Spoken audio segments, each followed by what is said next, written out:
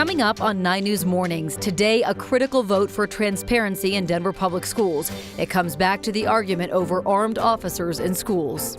This weekend, it's the sights and sounds of Mexico on Larimer Square. We're live with a preview of the event celebrating Hispanic culture right here in Denver. And it's time to paint the town pink. Barbie is out in theaters now, and we're talking dream houses. 9 News Mornings starts now. And good morning, everybody. Jordan, Corey, Erica, and Ed with you on this Friday morning. You made it. Friday. Feels good to see It's been a week. that. Yes. And today we're going to start a warming up trend. Yeah, we had 79 degrees for a high yesterday. We'll be in the 80s today, and then we'll see the 90s coming Sunday. Since summertime's going to hang with us all next week, I think we see the 90s. Let's take a look at what we got going on right now. 61 would be the normal low. Look where we are right now at the airport, 54 degrees. So we got a cool morning with mostly 50s and 60s at lower elevation, 40s, 50s for the mountains, a few 70s out to the west as they are warmer. Those are the storms. You saw them all leaving the state right there and leaving clear skies behind. And here's the hail that we had yesterday. Columbine and Sheridan, 1-inch hail, 1 3/4 inch hail in Simlin, Kiowa, and Forder, which is out in Lincoln County. 2-inch hail yesterday and lots of flooding rains too. Showers and thunderstorms only at a minimum today and mainly foothills and higher elevations. 84 in Denver, could see an isolated storm. 89 on Saturday with more in the way of sunshine. Look at Sunday, 94 with sunny skies. 97 on your Monday with maybe an isolated storm, and a little change for your Tuesday. Thank you so much. Right now, we want to get you out the door, show you a live look of the drive. 270 in Vasquez is where we're looking live from CDOT. Very light volume out here. We want to take you to the graphics, though, because we're following a couple different investigations, crashes that Denver police are investigating at this hour.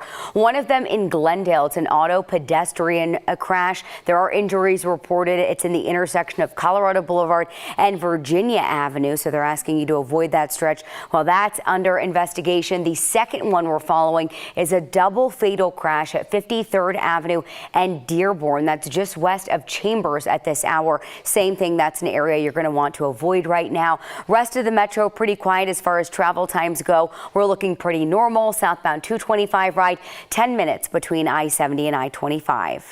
Erica, thank you. And as Erica was just mentioning, new overnight, 2 people died in a crash in Green Valley Ranch.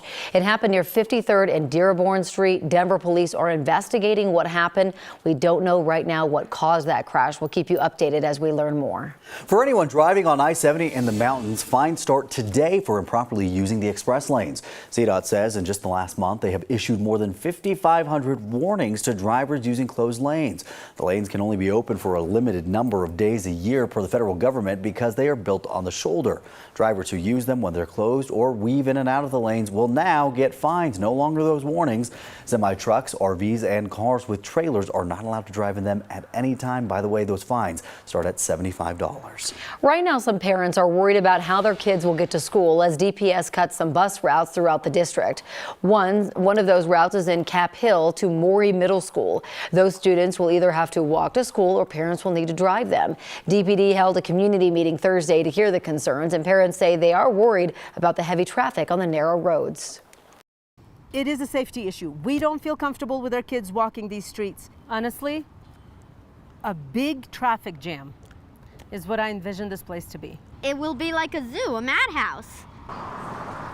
Now, DPS says the transportation adjustments are due to a change in school start times as well as the continued bus driver shortage. The Maury Middle School principal is hosting a virtual meeting next week to talk about carpooling opportunities as well as the need for more crossing guards. The 18-year-old from Castle Rock accused of trying to join ISIS will remain in jail as his case progresses. The judge heard from his mother Thursday in court, who said she is not afraid of him. Yeah, she said he would not have taken steps to join the terrorist organization if the FBI agents hadn't reached out pretending to be ISIS facilitators. Here's 9 News reporter Katie Eastman. Federal courthouse walls give little indication of the turmoil happening inside. In courtroom 203, prosecutors argue terrorism, and the defense said Davin Daniel Meyer was emotionally confused. But the 18-year-old will stay behind bars as his case goes through the courts, even though his mom, Deanna Meyer, wanted her son to stay with her. His mom was the one who reported Meyer's radical Islamic ideologies to law enforcement in the first place. But she said she was seeking mental health help for him. 9 News legal expert Scott Robinson said they don't have to help. The investigators really don't have a duty of rehabilitation of an individual who's become radicalized. The judge asked Meyer's mom how his autism manifests itself. She said he doesn't follow through on things and that he's never really had a friend. But the prosecution is basing their whole terrorism charge on follow-through. According to the arrest affidavit, Meyer bought a flight to Turkey and was about to board the plane believing he was going to fight for ISIS when police arrested him. As detailed in the complaint, Meyer talked about his travel arrangements with agents pretending to be ISIS facilitators. On the witness stand, Deanna Meyer said, "I would bet my life on it he would never have done that without the encouragement." But the prosecuting attorney said Meyer was in contact with people other than agents, and she added they did not encourage him, they gave him outs. To that, Meyer and his attorney silently laughed. Katie Eastman, 9 News. The judge made the decision to keep Meyer in detention, and he said he did that with great regret. He added he was not prepared to put his mother in danger. This morning, the state of Alabama executed an inmate by lethal injection for the first time since November. 64-year-old James Barber was convicted in the 2001 beating death of a 75-year-old woman. Jurors voted 11-1 to recommend a death sentence. The stepbrother of rapper Tupac Shakur is hopeful that his stepbrother's decades-old murder is being revisited. This comes after police recently searched the home of Dwayne Keith David. Mopreme Shakur told CNN that he is not surprised because the man's involvement has been theorized for years. My family's been traumatized. My sister, my daughter, my nieces, my nephew, we all been traumatized, waiting. You know, Fanny passed away waiting for something to happen, for someone to be proactive enough to take action. Shakur was fatally shot multiple times in Las Vegas in 1996 while leaving a boxing match at the MGM Grand Hotel on the Las Vegas Strip. Shows will continue on Broadway today. A union representing 1,500 backstage workers has reached a tentative deal with Broadway producers and theater heads that averted a strike that could have shut down all of the shows on Broadway starting today. The deal still needs to be approved by its union members. That's expected to take place in the next few days. The writers and actors on strike has an effect on some TV shows. Other strikes could soon make it harder to order packages, take a vacation, or enjoy some entertainment.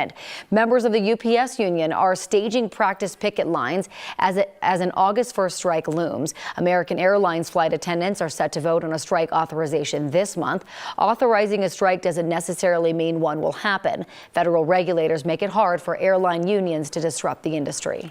Today, Denver's Board of Education will meet in a special session to vote on whether to release a recording of the executive session that was held on March 23rd of this year. That's according to school board Vice President Aonte Anderson. A judge ruled that the closed-door meeting held the day after the shooting at East High should have been open to the public. DPS was ordered to share the recording last week, but appealed and got an extension. Today, they will vote on whether to release that recording. A panel of federal judges says El Paso County discriminated against people with disabilities by limiting the size of group homes for people in recovery. The county capped how many people could live in group living facilities for people recovering from drug addiction, but didn't apply the same limits for homes for other groups like seniors. A company trying to run addiction treatment facilities sued the county. This week, the 10th Circuit Court of Appeals in Denver decided the county's restrictions are discriminatory.